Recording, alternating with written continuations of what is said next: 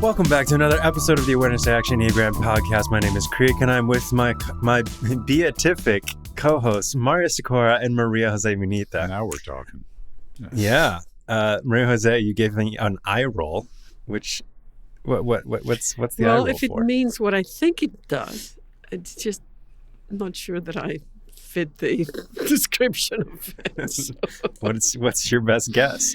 So it's like those who are on their way to become saints. It's so in Spanish. I mean, my guess would be. So tell me what it means. Okay. Blissfully happy. Oh, okay. Yeah. Well, I can relate to that. Oh, come on. Not around you, Mario, but in the rest of my life, I can relate to it. Very nice, very nice. So just a I will quick not debate it. I said it prior to the start of the show, and I'm saying it again. Go ahead. You know, that sounds really detached, Mario. So Good job, Creek. let's talk about striving to feel detached. Before killing us, he will. I mean, instead of killing us, he will just detach, take a distance, and not react. All right, I need to feels take like control reacting. of this podcast here, Oh, folks. okay. All right, so You wish. So we are talking about coaching Type 5, and Type 5 is what we call striving to feel detached. So.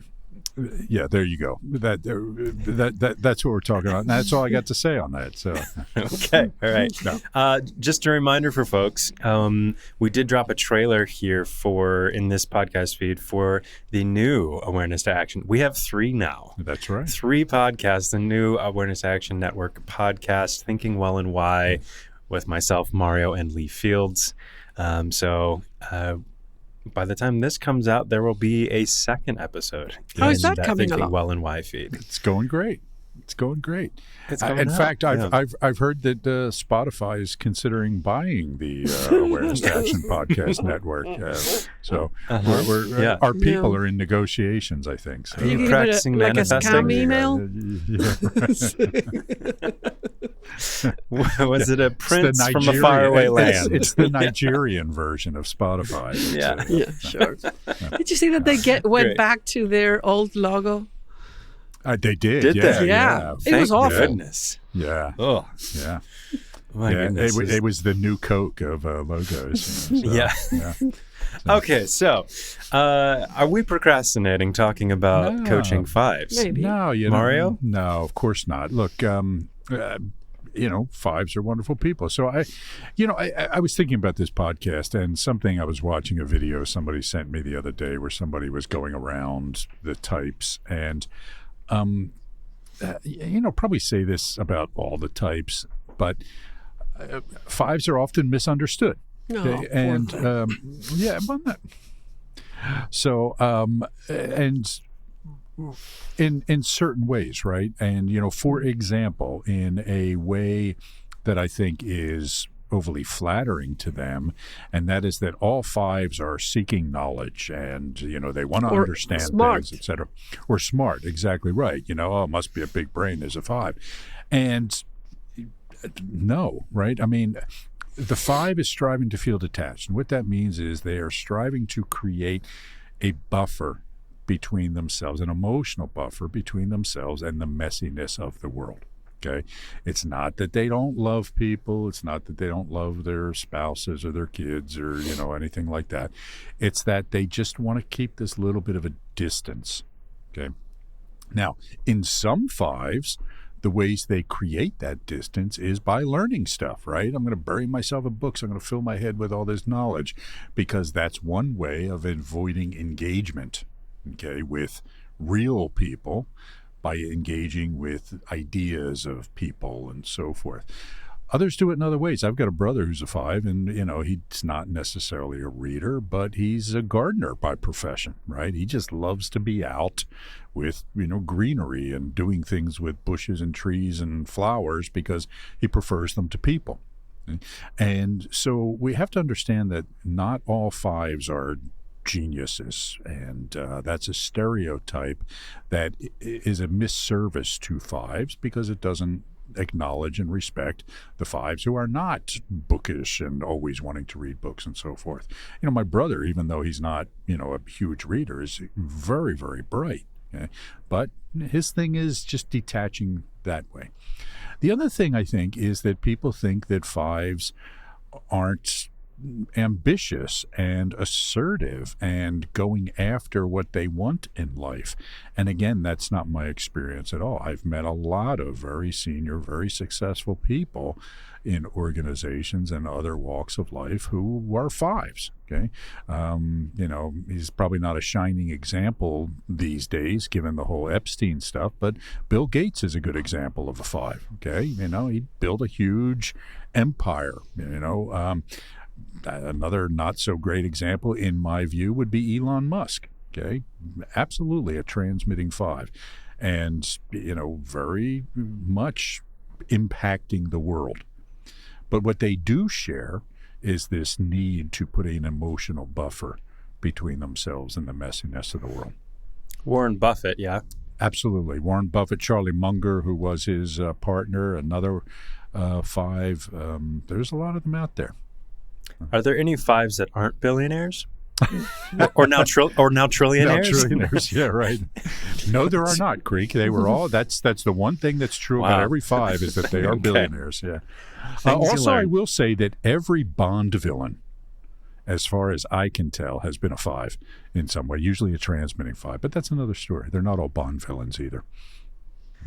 Will that be coming up on the Enneagram and a Movie podcast? We've discussed it already. It has been something that we talked about. All Bond villains. Pretty much. Pretty much everyone I can think of has been a five. Okay.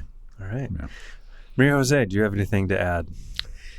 Yeah. So I think that one of the ways, besides reading things and kind of finding, kind of getting that distance from people, it's trying to understand how the world works, how people operate. And that's a way in which they kind of rationally understand and do not have to engage in these emotional messiness that Mario was talking about. So it's that kind of attempt to understand that sometimes gets them kind of trapped in that without getting more involved in kind of the real things, but just the idea of how things are rather than what things are. Yeah. Yeah, it's almost like there's this temptation to seek abstractions, right? And focus on the abstraction rather than the thing itself. Yeah, so another misunderstanding is that because they are trying to feel detached, they may seem remote, or that they do not feel, they're not sensitive. And I think that's a big misunderstanding. It's like they don't care. And it's almost the opposite. Many times they care so much, or they are so sensitive, that they need to put the distance so that it doesn't affect them so much. So that's a big misunderstanding, and many times people close to them just do not get why they keep the distance. And it seems like almost like if they were selfish besides not caring, and it's not like that. It's just they're protecting themselves. Yeah. That's an important thing. In fact, I was having a conversation with a five today who raised this thing about boundaries, right? And she said, I actually feel like I don't have any boundaries, which is why I'm uncomfortable with people, because I feel exposed and vulnerable, right? And it's what she was saying is she didn't know how to create and maintain boundaries. And this happens in a lot of ways. When we avoid something, we don't develop skillfulness at it. So the five's coping strategy early on, in order to protect themselves from people, emotionally is to detach, right? To step away. And so that means that they kind of skip over that building effective boundaries, things that are interactive and engaging, right? That's the difference between a wall and a boundary, is that you can communicate through and over a boundary, but it sets limits, whereas a wall is just this block, right? And so because they don't know how to set boundaries, they can either create a wall or they can just kind of disappear. Okay? But to Maria Jose's point, it is to protect this sensitivity that they have and this vulnerability that they feel. And the other thing is that because they keep this distance, they're able to see things in a more objective or unbiased way, which is a gift. So they are able many times to see things for what they are without emotional biases. That's what they're looking for, and that's helpful for themselves and the people around them. Yeah. Yeah, and we identify that as the gift of the five, right? Is that ability to have perspective because they are detaching in a way and taking their emotions out of something.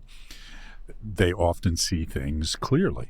Okay, now again, not all of them. We're not suggesting every five is this brilliant, insightful person, but the ones who are skilled in this area are really good because they can say, all right, let me just keep the emotion out of this and focus on the facts and not be swayed by things. And so we often see them in organizations in advisory roles. So you often see fives who are a CTO or a chief legal officer or something along those lines. Doesn't mean they can't be CEOs. Okay, there are plenty I've seen of fives, several. I'm sure. Yeah, and it doesn't mean they can't be leaders. I've known fives who are pretty good leaders, and they can do that well. But their real gift, where they really, really shine, and where you see them most often, is in those sort of advisory roles of being able to step back, see things clearly, and give good guidance because of it. I find it interesting that the connecting points to five are connected to what most people would consider to be very extroverted, very forceful personalities. How do you see that expressed? Yeah, so because they are many times paying attention or focusing on things they want to understand or things that help them feel detached, when you get them going about those things, it's hard to stop them, like talking about it. And that's kind of how it manifests the connecting point to seven. We call the attitude that's created like it's information blizzard. They just go on and on about stuff that they care about, and many times that they have paid a lot of attention to, either by reading or just looking at it, observing. But they can really talk about certain things and just don't understand. They're quiet one moment, and then the next moment they are just talking nonstop about something they feel passionate about. Yeah. That's most acute in the transmitting five, right? Yeah. Again, all the subtypes will look different, but that the transmitting five can look very sevenish when they get going. And I know some transmitting fives, including an Enneagram teacher who, thinks she's a seven, where she's, has every hallmark of being a transmitting five. And you'll see these, documents and PowerPoint slides that look like, the New York City subway map, right? And it's just like all this information. They get so excited about it, and there's a sort of thing. And they get excited about ideas. They get excited about abstractions. They get excited about anything that it feels like it's this attempt to, engage with the world, because this is what the real issue is with the five. It's around engagement. Okay, and I want to come back to that because it's important. But it seems like they're really engaged with the world, but they're often engaged with abstractions instead. Okay? And the connection to point 8, when we say that, the neglected strategy is striving to feel powerful, it's not that they're not powerful people. I mean, you know what? Elon Musk is kind of a powerful guy, right? Bill Gates is a powerful guy, et cetera. Warren Buffett, powerful guy. I'm sure there are powerful women 5s too, and we should try to think of some examples. Jane Goodall is a great example of a female 5. So it's not that they don't want power, but the way that they experience and express power is not the kind of visceral, embodied way that the 8 does, right? With the 8, you can kind of feel their power in a way. Whereas with the 5, it's more, knowledge power or abstraction power or something like that.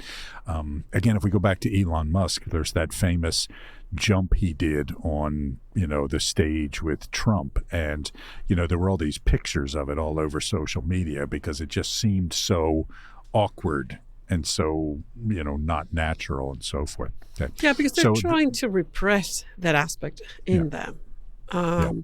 Because that's a neglected strategy. So they try to repress it. It's there many times. And it comes out in awkward or kind of sharper, hostile ways. So they can be quite aggressive, but in a way that it's not that emotionally expansive, but more arrogant or dismissive. Yeah. I want to be careful, too, about giving the impression that 5s are not athletic or physical or, that sort of thing. I made the reference to Elon Musk's awkwardness. There are plenty of 5s who are athletic and, sports-oriented, that sort of thing. I remember one of my early clients when I first started doing this stuff and was still relatively new to the Enneagram. My perception was, because it's kind of what I was taught, is that 5s are not, they're not in their body. Okay. And so I remember working with this guy who was clearly a 5, and he was also an ice hockey player, right? And, his hobby was playing ice hockey, and he was goalkeeper. And I couldn't wrap my head for a while around this. Well, 5s aren't supposed to be, athletes in this way because they're they're, not in their bodies, etc. Well, no, that's not the case, right? And I think the common advice to 5s of you just have to get into your body kind of thing is not always the right advice because it's more than that. And some 5s are in their bodies. They're physical and they're active. They run, they exercise, whatever it is. It's more around you have to engage with the world in some way, right? That's the thing that the 5 needs to do. And sometimes it's about getting into their body because, again, a lot of 5s need that, okay? But it's what we talk about is more about intentional practice and engagement. Okay? And what we mean by that is, instead of thinking about what it would be like to play piano, or instead of being very focused on the, the technical aspects of playing the piano, really be there, really be aware of what you're doing, and, I'm not a musician, but, as with all kinds of practice, when you are intentional and engaged with it, it's much more effective and it brings you out into the world, and that's the advice we give 5s is to find some conscious, intentional practice to do that leads to some engagement with the world, not just get into your body. That's not really helpful. Yeah, and the other thing has to do, I think, with what you said before. It's like you have this idea about the world and you're engaging with that instead of with the world. And that kind of you think you figured out the people around you, but you can very easily stop seeing them and you start seeing the model you have about how they behave. So just seeing who the people in front of you are, how they're feeling, what they're doing, like really engaging with them instead of with the idea of them, it's useful. Yeah. Most of the coaching that we do with fives has to do with helping them to engage in some way. Right. Particularly fives who are leaders, the thing we hear about them over and over again is, oh, I don't know what she thinks. Right. She's opaque. Okay. I can't figure out, where she's coming from. Or I don't feel like That's I can most approach men her. about women.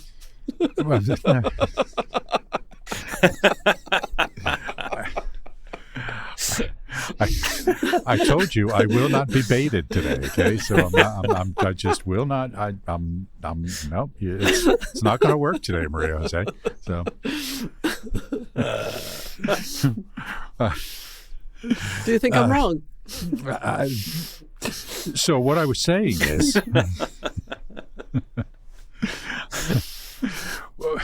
So the fives can feel unapproachable to people. Okay? And the fives are often confused by this, right? Because they figure, well, people, if they want something, they'll just come up to me and they'll ask for it, or, they'll tell me what's on their mind or whatever it is. And they don't realize the signals that they're giving off. They don't realize that, they give these kind of visual signals of sort of stay away, even when they want to engage. And then the five can fall into this spiral of, being frustrated by people's frustration with them. Okay. And then they're starting to think about, it can be either, geez, man, everybody's complaining that I'm not engaged. What am I going to do if I start engaging? If I start talking to everybody I see, I'll never get any work done. And if I just answer every email and answer every phone call, how am I going to blah, blah, blah. So they start to do that. Or because fives fall into the trap of being non-responsive, people keep pestering them. Right? As they keep calling or they keep sending emails, they keep saying, hey, I need you, I need you, I need you. And then they start to feel, geez, man, I can't get a break. The learning here is that by managing boundaries and managing relationships intentionally, you create space, right? If people are bugging me because they need something, well, if I give it to them, they'll stop bugging me, right? Now, then I'll get to go, do my detached thing. There's this perception that if I open the door or I am available, they will not stop. Yeah. But by not being available, it's when people don't stop. Right. So I remember every time that I'm coaching a five, if they set up a weekly or bi-weekly meeting with a report, for example, the rest of the time, people do not bother them. Yeah. But they don't see that right away. They feel like opening the door is just the recipe for not having time for themselves. And it's the opposite. Yeah. And that phenomenon is not unique to fives in that we all have a tendency to see the other extreme, related to our to our strategy. Okay, so, the one figures, well, if I let my standards down, then everything's going to go to hell, right? Well, no, not necessarily, right? So the five has to learn that it's not a binary situation where I have to keep everybody at arm's distance or else I will be overwhelmed, but know that if we practice skillfulness, we can manage those relationships and get that sort of space that we want or need. So you've mentioned intentional engagement. Maria Jose, what are some other strengths or challenges that you work with fives? Yeah, so something in general that they need to understand is that it's like they're unaware of the impact they have on people because they try to have this minimalistic approach where they don't want to need people too much so that they keep detached. They think that it's the same the other way around. And many times people want, especially in leadership, people need their bosses or their leaders to be available or want to read them well or want a word of, appreciation. And having them understand that that's part of the role, that they need to be almost proactive in reaching out to people, even if it's a little, and understand that people care about them and pay it and are looking at them all the time is important, because they do not see that because they act differently. Yeah. In addition to that, the type that gets the passive aggressive label all the time is the 9. But I think 5s might even be better at passive aggressiveness than 9s are, right? I mean, there's this define better. More skilled at causing suffering to others through passive aggressive behavior, right? And, Okay. and what I mean by that is that they're holding on to themselves, their non-responsiveness, their candor can often be framed innocently, but actually have some hostility behind it, right? They can express themselves, and they think they're getting away with it. It's like, well, I didn't say anything. I didn't do, right? It's, well, no, I didn't mean that. I was just telling the truth, kind of in the way that an 8 might. But with an 8, you can tell, right? You can tell that they're insulting you. And with the 5, it's more cloaked that way. So with the 8, it's aggressiveness, whereas with the 5, it's often passive aggressiveness. Yeah, and many times it has to, not always, but it's related to kind of not respecting you intellectually or not respecting your ideas.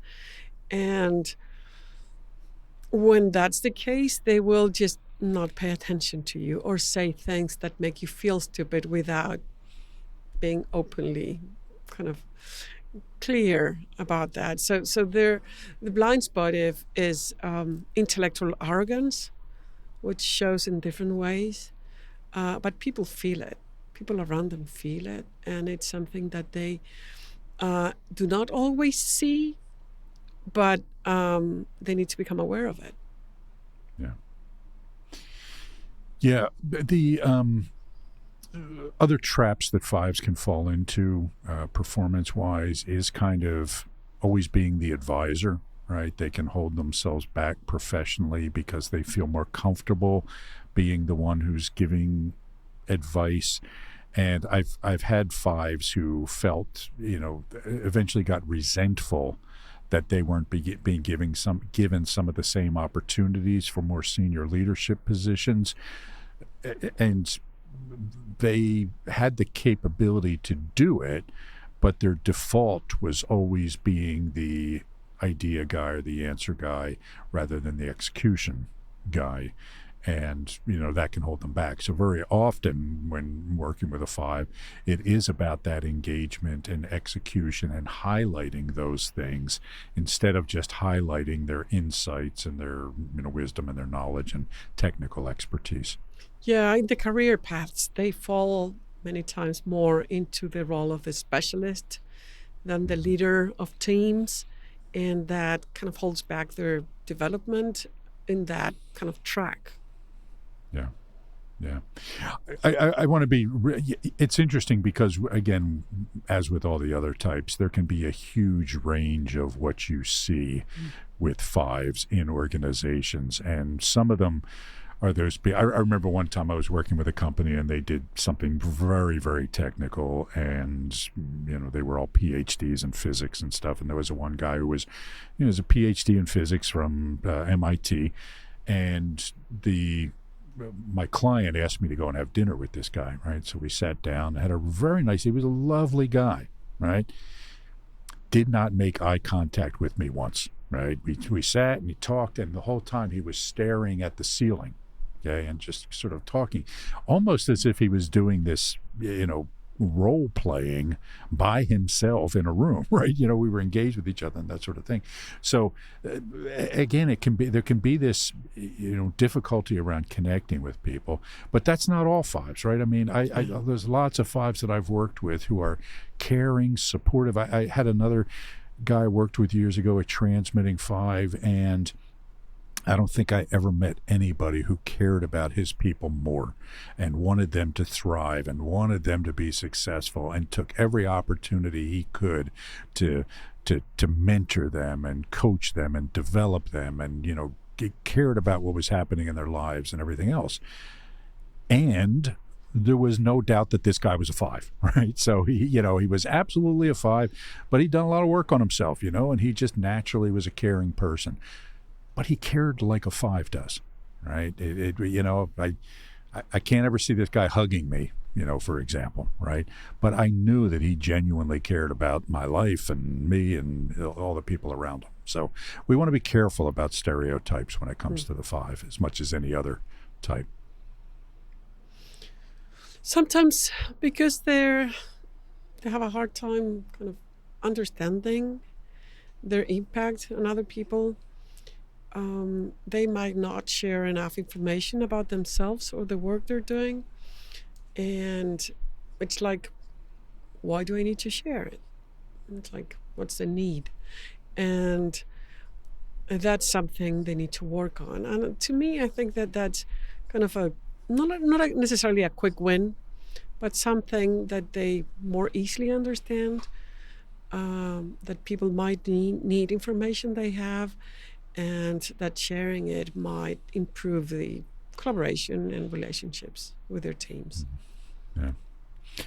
A key thing to remember when coaching fives, just like with all the other Enneagram types, is that you want to work with their implicit narratives around the preferred strategy. So in this case, it's the five striving to feel detached. And all fives, you know, the reason they trip up when they do trip up is because somewhere in their mind they have this outdated definition of what appropriate detachment is. And so they think of detachment as, you know, perhaps just being kind of separated from people or not expressing my emotions or not getting involved in people's lives and showing concern and interest in them or keeping a very flat expression so I don't give anything away. And this can cause ineffectiveness and, you know, it can be obstacles to their growth and success and relationships and all these other sort of things.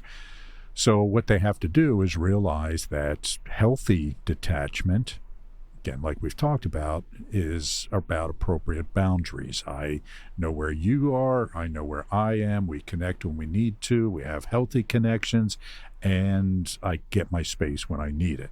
Okay? So it's a better definition of detachment. And when it comes to those connecting points, they need to start understanding, okay, well, here's the relationship I have with point 8. I have a tendency to worry that if I get too viscerally engaged, I will lose that detachment. Right? I'll explode, or I'll, you know, say the wrong thing, or I'll hurt somebody, or I'll just get myself involved in things I don't want to be involved in. So instead of distorting power as being out of control, understand that I need a healthy relationship with power that looks like this, this, or this. And at point 7, don't just get excited about ideas, but allow that excitement that I feel about things to connect me to people and engage. And this is one of the things that you see in kind of skillful, effective fives, is they have this childlike quality to them. Right, which is always really cool to see, you know, and innocent. Yeah, there's this innocence to them, right? Yeah, say more about that, Maria. Jose. Yeah, it's like they're just genuinely enjoying and seeing things as they are, and being kind of curious and passionate about understanding the world. Yeah.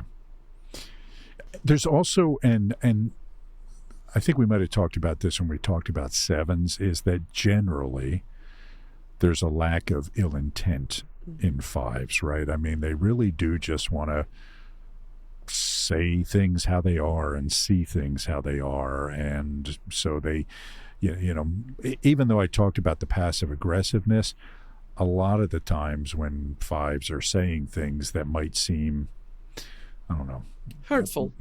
Hurtful, or even just, I'd prefer insensitive in this case, right? It's like, you could have put a little bit of sugar on that one, and again, it's usually not intentional in those situations, right? So, I find I love working with fives. I like every five I've ever coached, I've just really enjoyed, because once you get to know them and once they're comfortable with you, there's this sweetness and earnestness and often, particularly in our client base, a real intelligence that they have that's really great to see.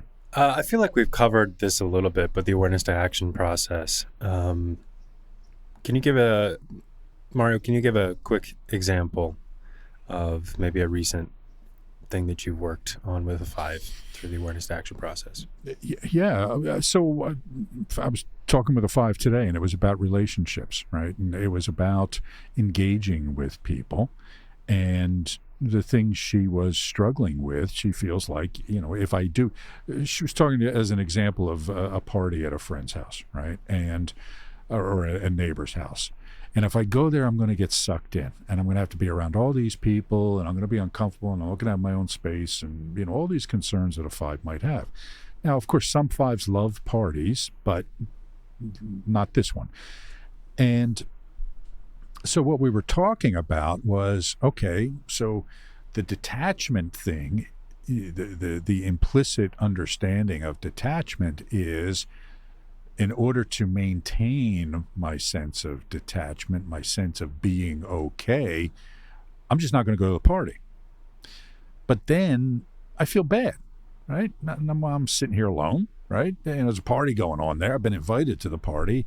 My neighbor might feel like I'm rude, and people might be thinking, oh, what, she's too good, or, whatever it is. And of course, that's not the case.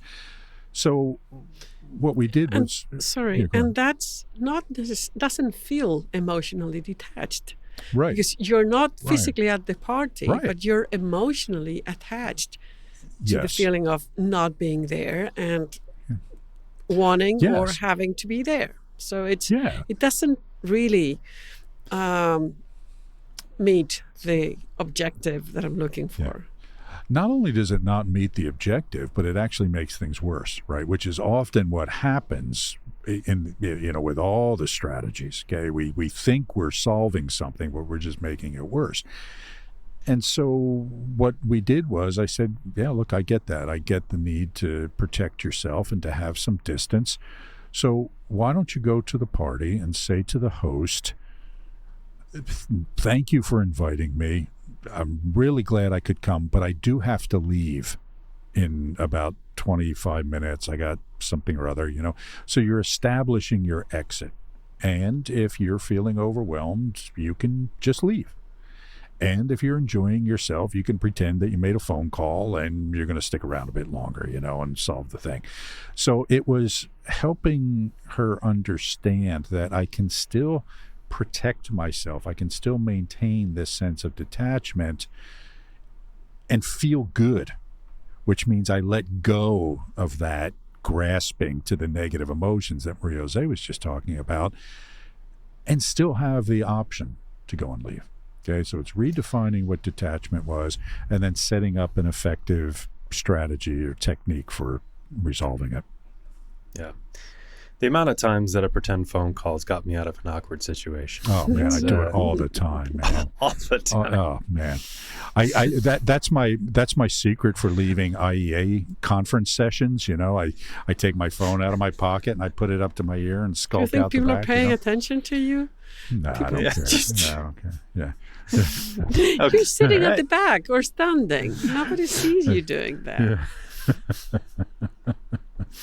That's why they don't see you. I've done that when I find myself trapped up toward the front. Okay. It's the phone call thing. Yeah. All right. So you heard it here first, folks. And Mario never has phone calls. Kids. God. Yeah. Kids.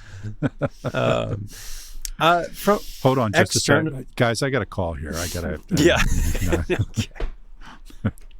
Go ahead. I'm struck with, externally speaking, how a lot of what you just said about the party situation could be said about a 9. What's the difference in your mind to how those two types would engage that sort of process? I think that 9s are able to stay physically at the party and have their mind wander wherever they want to go and kind of leave the party at the same time. I think that they're more comfortable just leaving their body there without leaving the party altogether.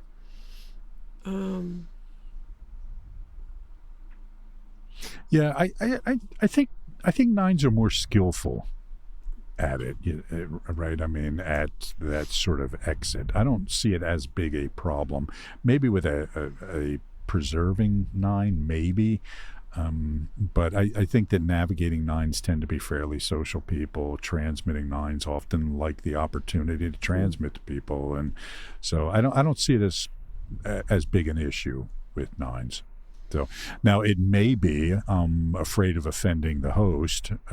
So I do something I don't want to, or I stay longer than I need to because I don't want to have that conflict of offending people by leaving. And so in that case, and then what tends to happen with the 9 is I'm starting to feel pissed off that I'm here, and I see, and so they're not feeling the peace that they really want to feel, that they think they're feeling by not offending the host. And so it's like, okay, well, what would being peaceful really mean like here? I'm going to do a graceful exit, so forth. So, yeah. So final thing here for 5s is the accelerator. Maria Jose? So the accelerator is generativity, which is kind of... No, that's the 9. Sorry, we were talking about the 9. Yeah. Conscious practice. Yeah. So it's we've been talking about that kind of. So it's doing things, practicing things, and not just thinking about understanding them. So it's so the core quality is intuition, and many times 5s get stuck into trying to understand everything before they engage in the practice of it, or they do it. You will never do it well or in an intuitive way if you don't practice it. So the accelerator here is, okay, get your hands dirty, do stuff, practice, and with the knowledge you have and the practice, you will become good at it. You will know what to do. You will understand and be skillful at it. You will totally understand it, not just intellectually, but in a practical way. Yeah. It's that engagement we were talking about earlier, right? Rather than just reading a book on music theory, play an instrument. Okay, play with other people. Instead of reading about driving race cars or something, get out on the track. Whatever it is, engage, do it intentionally, be there while you're doing it. It's also helpful to look at the 2 connecting point strategies. Accelerators. At point 7, it's savoring. At point 8, it's self-discipline. And both of those, they fit right in with the intentional practice thing, and they fit right in with this idea of engagement. If I go, if I have the discipline of engagement, okay, then that gets me out there more. And if I take the time to savor what I'm doing, again, it engages me with the world. If I savor that sip of wine, or if I savor that bite of food, or if I savor that piece of music, I'm not detached anymore. I am engaged in a very healthy way. Any other final words about 5s? Despite what Maria Jose said at the beginning of the program, they're pretty awesome. Yeah, I think 5s are great. What did I say? What did I say? All right. Well, thanks everyone for listening. Make sure to check us out on YouTube. Check out the other podcasts in our Awareness to Action podcast network. Thinking Well and Wide, an Enneagram and a Movie podcast. See you in a couple weeks. So long.